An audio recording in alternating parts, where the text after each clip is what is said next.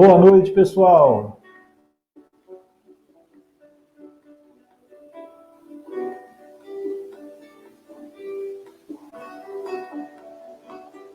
Boa noite, pessoal.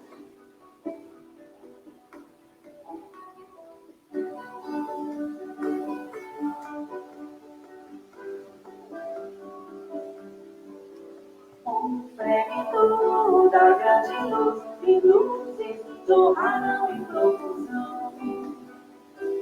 Houve tempo na eternidade, espaço na imensidão. Sustentar a vibração divina, tornou-se o nosso afã. Surgiu a bipolaridade, agora há um meio. Boa noite, Wellington. Boa noite, Luísa. Sejam bem-vindos. Amor frio, afinação, dorme mineral, desperta vegetal, segue instintos, o animal. O homem se ergue na figura de Adão, ama e aprende a ser o rei da criação. Queremos voltar a ti, ó Pai, as luzes querem, anseiam a mãe luz. Luzes perdidas a serenai, eis o roteiro, segue Jesus. A luz da luz, a luz das luzes, luzes da luz, segue Jesus. A luz da luz, a luz das luzes, luzes da luz, segue Jesus. Presença, ausência, luz da luz, calor, frio, afinação, dorme mineral, desperta vegetal. Josi, boa noite. O animal, o homem se ergue na figura de Adão, ama e aprende a ser a criação. Queremos voltar a ti, ó Pai. Seu Pedro, boa noite. Seja bem-vindo.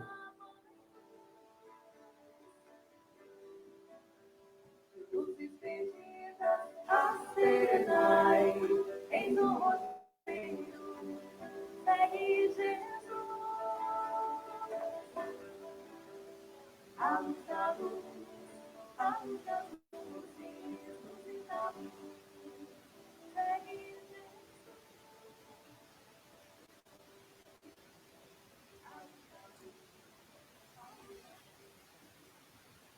Bom, pessoal, sejam bem-vindos, boa noite.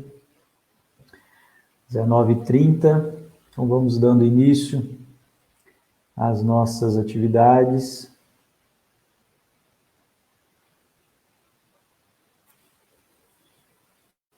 Bom, só antes da gente iniciar, vamos lembrando aí aqueles recadinhos de todos os dias, né? O Centro Espírita Amor, Fé e Luz promove às segundas-feiras esse estudo do livro Nosso Lar.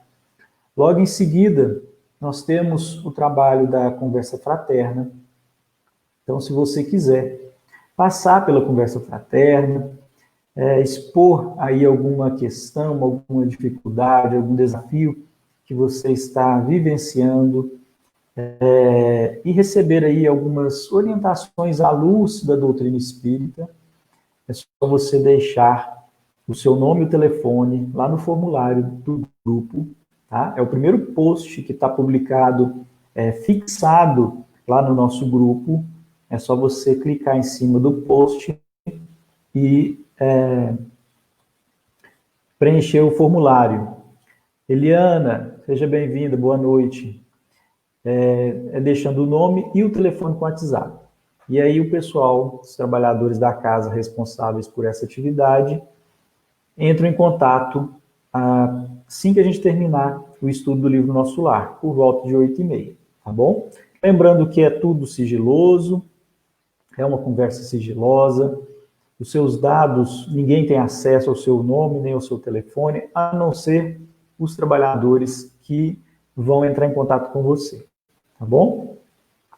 E às sextas-feiras nós temos a nossa reunião pública também às 19h30 e sempre, gosto de lembrar, nós contamos aí com a presença de vocês, né? Ao vivo. A gente sabe que fica aí gravado, que vocês podem assistir posteriormente as palestras, mas é muito importante a nossa união de intenção, de pensamento nesse horário, né? É o horário que a espiritualidade se propõe a vir nos auxiliar nas atividades da casa.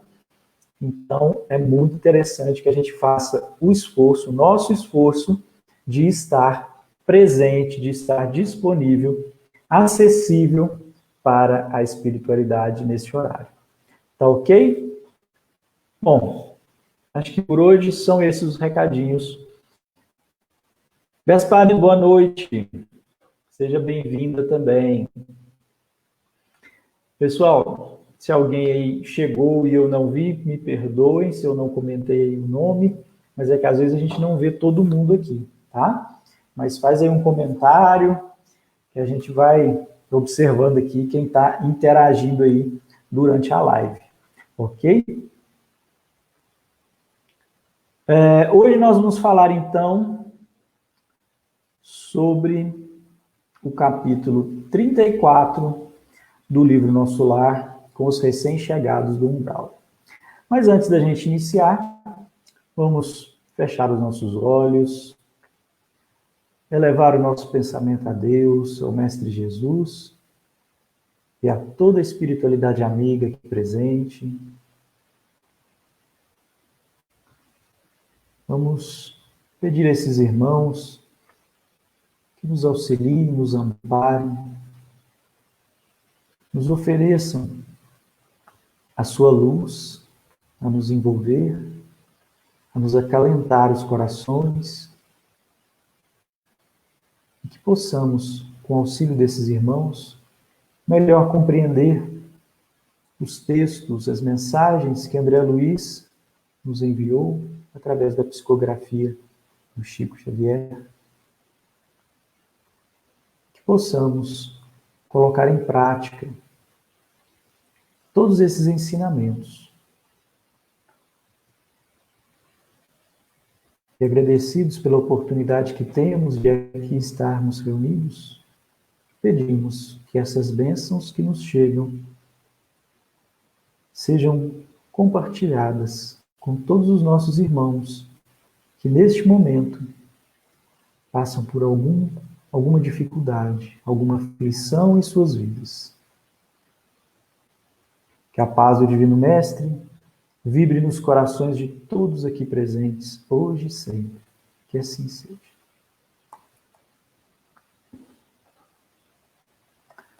Bom, então vamos lá. Capítulo 34, com os recém-chegados do umbral.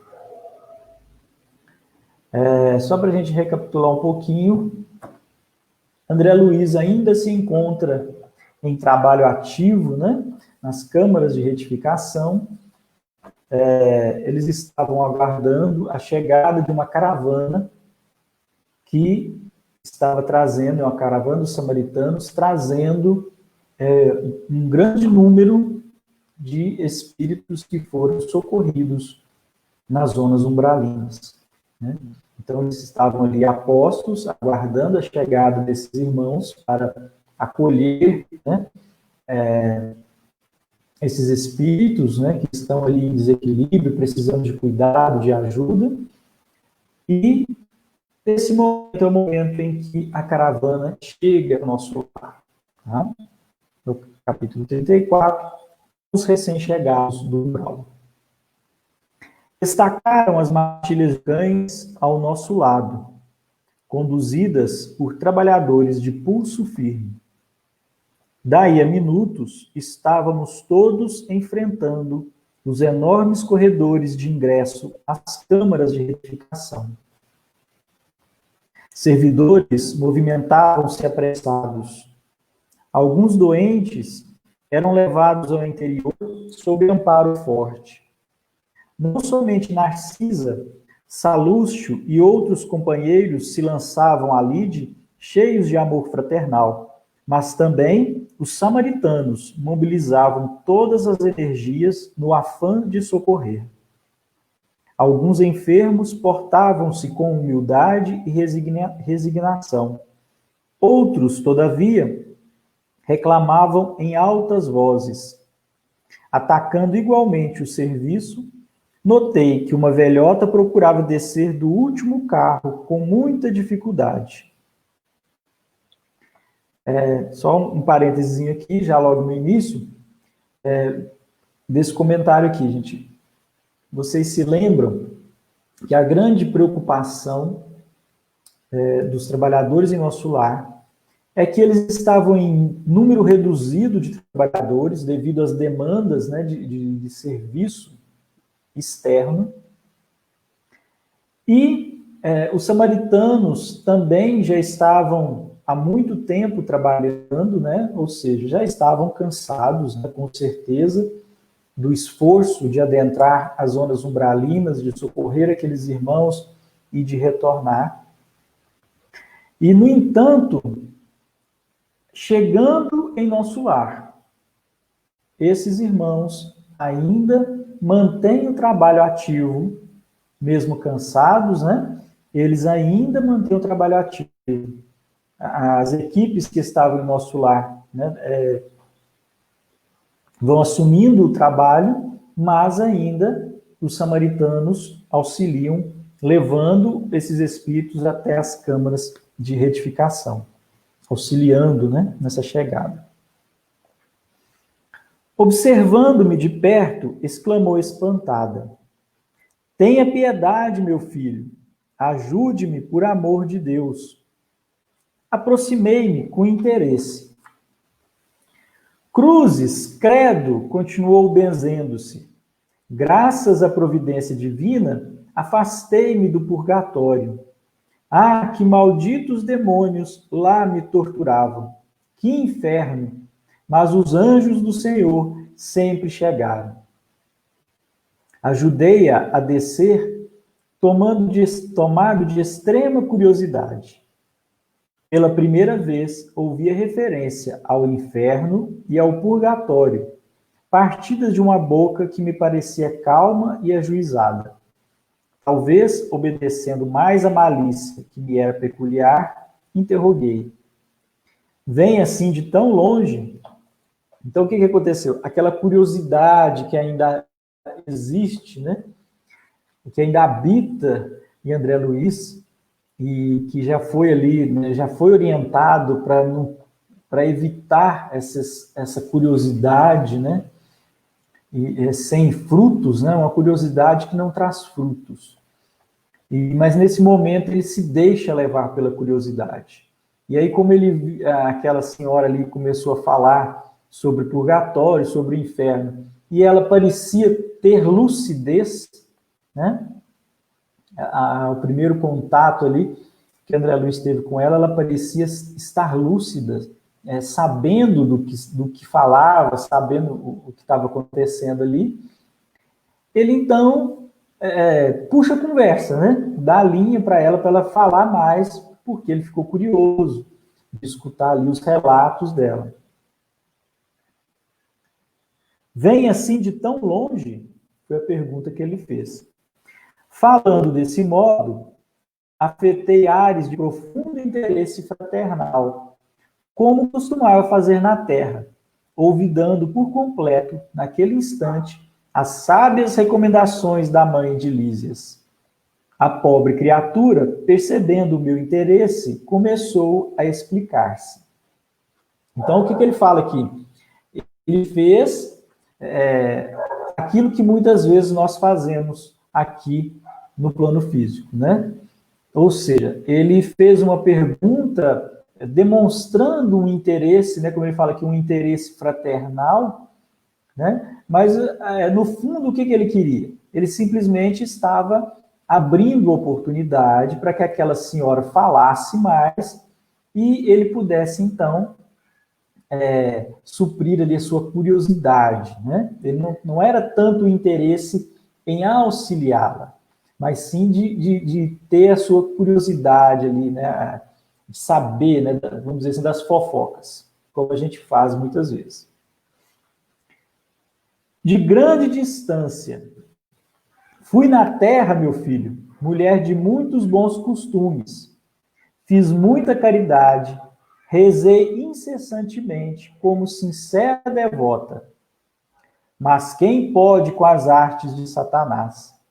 Ao sair do mundo, vi-me cercada de seres monstruosos que me arrebataram em verdadeiro torvelinho. A princípio, implorei a proteção dos arcanjos celestes. Os espíritos diabólicos, entretanto, conservaram-me enclausurada.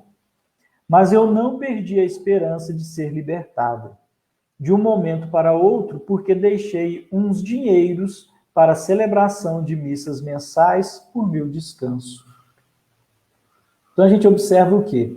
Que essa senhora, ela já tinha ideias, conceitos equivocados sobre a religião, né, e a espiritualidade, como lidar, né, vamos dizer assim, com o pós-morte. Porque na cabeça dela, bastava que ela tivesse feito, né, que ela tivesse rezado, né, como devota, né, e durante toda a vida dela, e ter deixado dinheiro para pagar as missas dominicais, né? Bastaria com isso, então, com o recurso financeiro, ela estaria salvaguardada, vamos dizer assim, no plano espiritual, né? Ou seja, ela seria levada pelos anjos, seria recebida pelos anjos, socorrida pelos anjos. Então, a gente vê essa ideia equivocada sobre a evolução do espírito, né? Sobre como se proceder, o que seria necessário realmente para que ela tivesse essa proteção, essa salvaguarda, né? Atendendo ao impulso vicioso de perseguir assuntos que nada tinham que ver comigo, insisti. Então a gente vê que a curiosidade continuou, né? Ele continuou insistindo, né? Só para saber das fofocas mesmo, né? Ele não tinha nada com aquilo. Como são interessantes as suas observações, mas não procurou saber as razões de sua demora naquelas paragens? Absolutamente não, respondeu, persignando-se. Como lhe disse, enquanto estive na terra, fiz o possível por ser uma boa religiosa. Sabe o Senhor que ninguém está livre de pecar. Meus escravos provocavam rixas e contendas, e embora a fortuna me proporcionasse vida calma, de quando em quando era necessário aplicar disciplinas. Os feitores eram excessivamente escrupulosos e eu não podia hesitar nas ordens de cada dia. Não raro, algum negro morria no tronco para escarnamento geral. Outras vezes, era obrigada a vender as mães cativas, separando-as dos filhos, por questões de harmonia doméstica. Nessas ocasiões, sentia morder-me a consciência. Mas confessava-me todos os meses, quando o padre Amâncio visitava a fazenda, e depois da comunhão, estava livre dessas faltas veniais, porque, recebendo a absolvição no confessionário e ingerindo a sagrada partícula, estava novamente em dia com todos os meus deveres para com o mundo e com Deus. Então vejam como é que era a visão dela, né, sobre a religiosidade, né, sobre essas questões. Ela, no entendimento dela, bastava que ela fizesse a sua contribuição financeira, se confessasse uma vez ao mês com o padre e tomasse a hóstia para que ela estivesse livre dos pecados dela, que ela estivesse completamente em paz com a sua consciência. E vejam que ela era uma mulher de posses, né? A gente vê aqui que ela era proprietária de terras, né? A família, com certeza, tinha muitas terras, e na época da escravidão. Então, eles tinham escravos. E ela, dentro do entendimento dela, nós vamos ver aqui um pouquinho mais para frente também, ela achava que precisava, né, disciplinar os escravos. Então, vez ou outra, desses escravos morria açoitado, para servir de exemplo para os outros, para que os outros não se amotinassem. E outras vezes, ela comercializava esses escravos, né, separando as mães dos filhos, né? Esse era o único momento onde a consciência dela dava uma puxadinha nela. Mas ela achava que, quando o padre viesse até a fazenda e ela se confessasse, estava tudo certo, não tinha problema. Então ela continuava a fazer isso.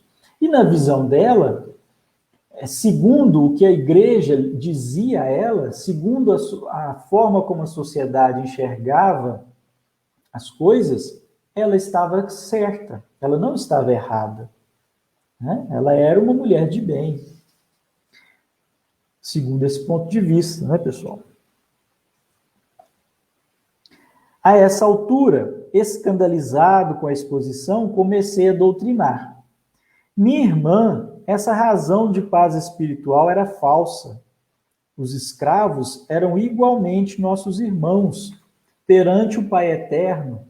Os filhinhos dos servos são iguais aos dos senhores. Então, o que aconteceu? O André Luiz se escandalizou com aquilo, né? E começou, então, a querer explicar, doutrinar essa senhora, né?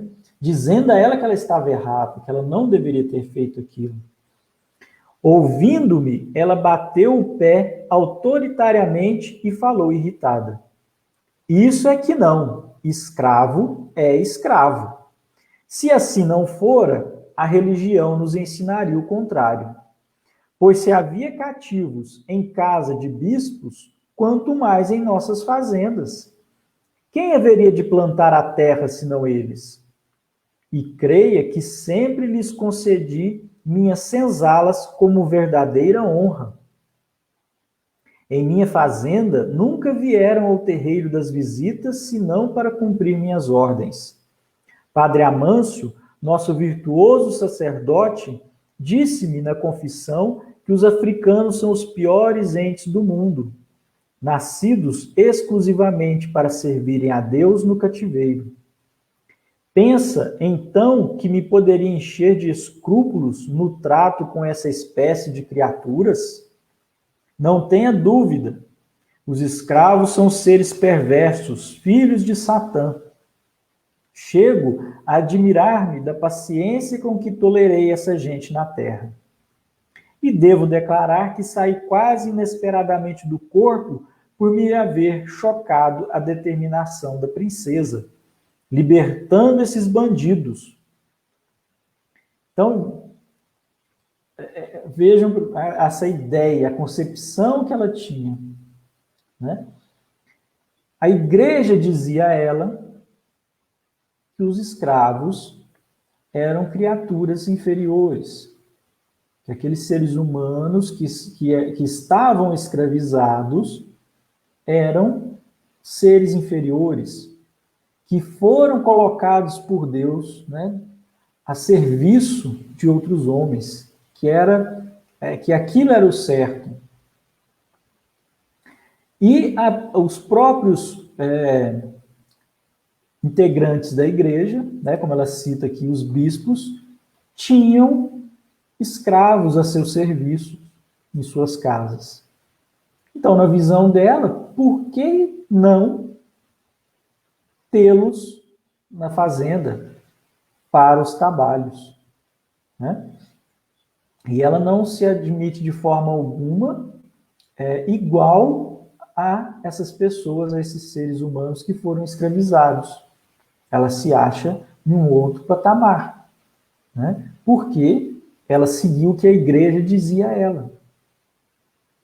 A gente precisa lembrar que nessa época a igreja tinha grande influência sobre a sociedade.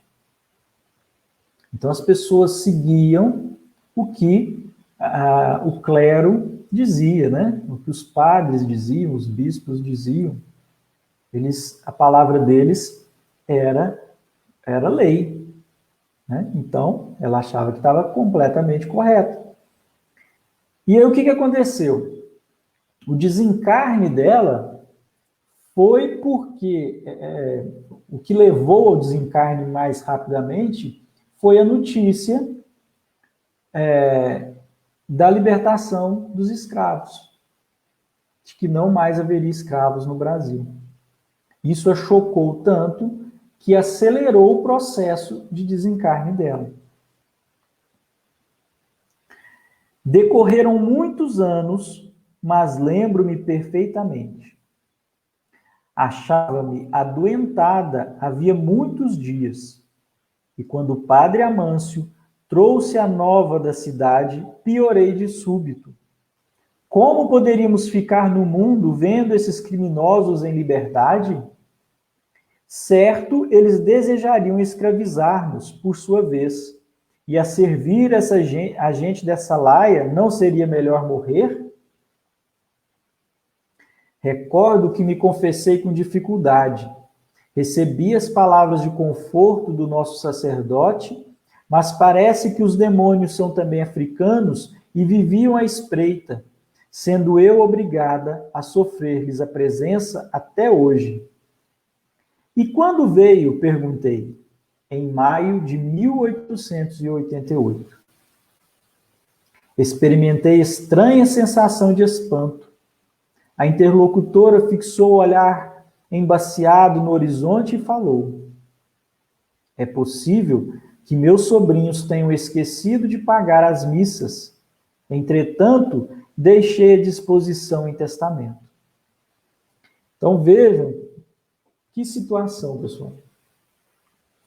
Ela não estava bem de saúde, mas o desencarne dela acelerou, foi apressado, né? Ela piorou a saúde dela rapidamente devido à notícia da libertação dos escravos.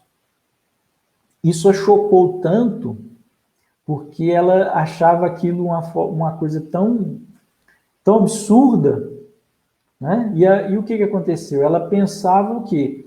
Agora eles vão... a visão dela era que os escravos, né, eram bandidos, né, como ela diz aqui.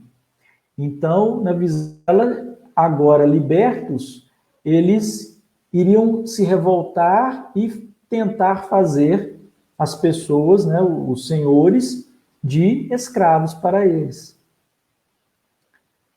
Ou seja, ela acreditou na vingança, que o que ocorreria seria a vingança, né? E isso acelerou o processo do desencarne dela, porque ela não conseguia nem imaginar a possibilidade de ter que servir a um daqueles que foram escravos. Ela preferia a morte a servir a uma pessoa que tinha sido escravizada. Então, observem que preconceito era esse, como isso estava enraizado na mente das pessoas. E como isso, pessoal, ainda, nós precisamos pensar isso, tá? Como isso ainda está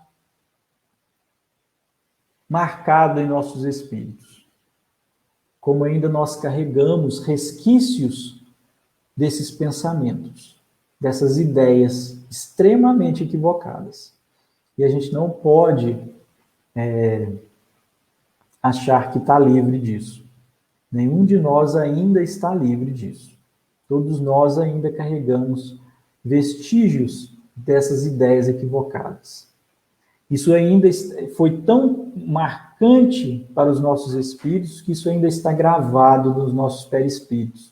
É uma informação que ainda se encontra lá, que ainda não conseguimos expurgar por completo. Claro, já avançamos muito, mas ainda existe resquício disso em nossos perispíritos, né? Então, não vamos fechar os olhos para isso. Vamos encarar isso com seriedade, ok? E aí, o que outra coisa? Ela desencarnou em maio de 1888. Então, vejam há quantos anos, né? Mesmo o livro sendo do final da década de 40, né? Aliás, início da década de 40. Há quantos anos ela estava no umbral e se sentindo injustiçada, porque na cabeça dela ela não deveria estar lá. Porque ela deixou no testamento dela definido que deveria ser paga as missas. Era uma das determinações dela no testamento. Então, segundo a linha de raciocínio dela, o ponto de vista que ela tinha, se as missas estavam sendo pagas, logo ela estaria em ótima situação no plano espiritual. Ela não se reconhecia, até esse momento, né, como responsável por nenhum desses atos. Certo? Ia responder convocando-lhe os raciocínios à zona superior, fornecendo-lhe ideias novas de fraternidade e fé, mas Narcisa aproximou-se e disse-me bondosa: André, meu amigo, você esqueceu que estamos providenciando alívio a doentes e perturbados? Que proveito lhe advém de semelhantes informações? Os dementes falam de maneira incessante a quem os ouve, gastando interesse espiritual. Pode não estar menos louco. Aquelas palavras foram ditas com tanta bondade que corei de vergonha, sem coragem de a elas responder. Então, a Narcisa chegou, né, falou para o André Luiz, falou, você está conversando com uma pessoa que está em desequilíbrio, com um ser em desequilíbrio, alguém que está doente. Essas informações, elas não têm proveito para nenhum dos dois. Nem as informações que a senhora estava oferecendo ao André Luiz eram, de alguma forma, construtivas para ele, e aquilo que ele estava achando que deveria falar para ela também não seria construtivo para ela naquele momento. Por quê? Ela, em desequilíbrio, não tinha possibilidade de compreender aquelas palavras naquele momento, né? Então a Narcisa chama a atenção dele e comenta que se a gente entra nesse tipo de diálogo, a gente precisa observar, será que nós também não estamos desequilibrados? E isso a gente tem que trazer para nós. Se a gente busca uma conversa com alguém que não tem, naquele momento, a possibilidade de compreender o que nós estamos lhes informando, se é uma pessoa que a gente sabe que está em desequilíbrio, é nosso papel acolhê-las, compreendê-las sem nos escandalizarmos, porque foi o que aconteceu com o André Luiz, ele ficou escandalizado com a situação dessa senhora. Nós não podemos nos escandalizar. Todos nós temos as nossas dificuldades, os nossos desequilíbrios, em algum momento, em algum aspecto, né? Então, quando a gente observa o desequilíbrio do outro, a situação do outro, o nosso olhar tem que ser de auxílio, de ajuda, mas não nos escandalizarmos, compreendendo que tudo é vivência, é experiência que o espírito precisa para a sua evolução, para o seu crescimento, né? E aí o André Luiz caiu a ficha dele, né? Ele ficou com vergonha do que ele estava fazendo ali naquele momento. Não se impressione, exclamou a enfermeira delicadamente. Atendamos aos irmãos perturbados. Mas a senhora é de opinião que estou nesse número? Perguntou a velhota melindrada. Narcisa, porém, demonstrando suas excelentes qualidades de psicóloga, tomou expressão de fraternidade carinhosa e exclamou: não, minha amiga, não digo isso. Creio, porém, que deve estar muito cansada. Seu esforço purgatorial foi muito longo. Justamente, esclareceu a recém-chegada do umbral. Não imagina o que tenho sofrido torturada pelos demônios. A pobre criatura ia continuar repetindo a mesma história, mas Narcisa, ensinando-me como proceder em tais circunstâncias, atalhou. Não comente o mal. Já sei tudo o que lhe ocorreu de amargo e doloroso. Descanse, pensando que vou atendê-la. E no mesmo instante, dirigiu-se a um dos auxiliares sem afetação. Você, Zé Nobre, vá ao departamento feminino e chame Nemésia, em meu nome, para que conduza mais uma irmã aos leitos de tratamento. Então, a gente vê aqui esse exemplo, né, da Narcisa, que é o que nós precisamos, gente, muitas vezes fazer. O que ela fez? Ela não entra de forma nenhuma em conflito, né, com essa senhora, que era o que André Luiz ia provocar. Por quê? Ela tinha uma ideia, um ponto de vista, e ela estava em desequilíbrio.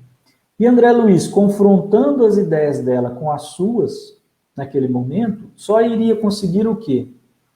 Criar mais desequilíbrio. Criar um conflito que não ia chegar a nada de bom. Narcisa, ao contrário, ela não cria nenhum tipo de conflito. Ela, vamos dizer assim, entra na onda daquela senhora, né, concordando com ela, né, como se ela tivesse certa, e acerena aquela senhora, tranquiliza ela, para que ela possa receber o socorro, o esclarecimento, e a seu tempo, né, ser confrontada, as suas ideias serem confrontadas por ela mesma, ao perceber, ao se conscientizar da sua situação e da realidade espiritual. Então, muitas vezes, pessoal, nós precisamos fazer isso também. Quando alguém chega até nós e nós percebemos algum tipo de desequilíbrio, essa questão de pontos de vista, onde a pessoa está ali defendendo com unhas e dentes o seu ponto de vista, essa pessoa não está aberta a um outro ponto de vista. Então é um momento em que não vai resolver a gente entrar no conflito, a gente tentar impor o nosso ponto de vista.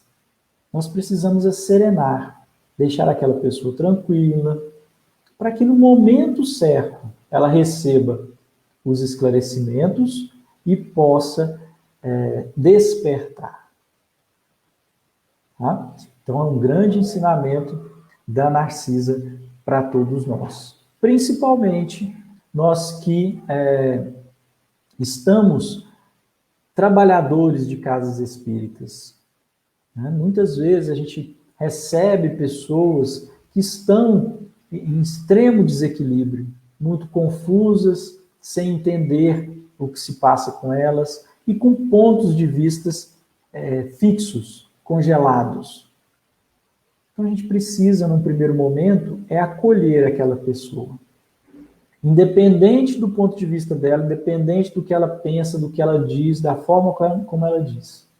É buscar serenar aquela pessoa, para que a espiritualidade possa fazer o seu trabalho e, no momento propício, aquela pessoa seja esclarecida.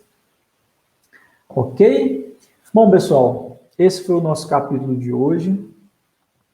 Espero que vocês tenham aí gostado. Próximo capítulo é muito interessante, tem uma grande lição para nós. Todo capítulo tem uma lição, né? Mas o próximo capítulo tem uma grande lição. Então, espero que vocês estejam aí na próxima segunda-feira para a gente conversar sobre o próximo capítulo, capítulo 35. Tá bom? Mais uma vez, convido vocês a fecharem os olhos, elevar o pensamento a Deus, ao Mestre Jesus, e a toda a espiritualidade amiga aqui presente, com os corações envoltos pela paz, pelo amor, pela serenidade. Vamos agradecer ao nosso Pai Maior, ao nosso Mestre Jesus e a todos os irmãos da equipe espiritual pela oportunidade que nós temos de estarmos reunidos, de nos esclarecermos, de nos prepararmos para o nosso desenvolvimento pessoal, para auxiliarmos no desenvolvimento de outros irmãos. Que possamos todos ter uma excepcional noite, uma excepcional semana. Que a paz do Divino Mestre vibre nos corações de todos aqui presentes, hoje e sempre. Que assim seja.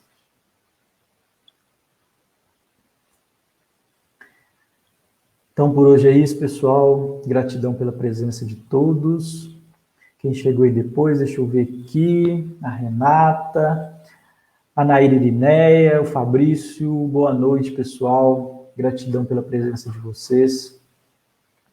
Esperamos, então, todos vocês na sexta-feira, às 19h30, para a nossa reunião pública, com mais um tema aí do Evangelho segundo o Espiritismo. Tenham todos, então, uma excelente noite e até mais. Tchau, tchau.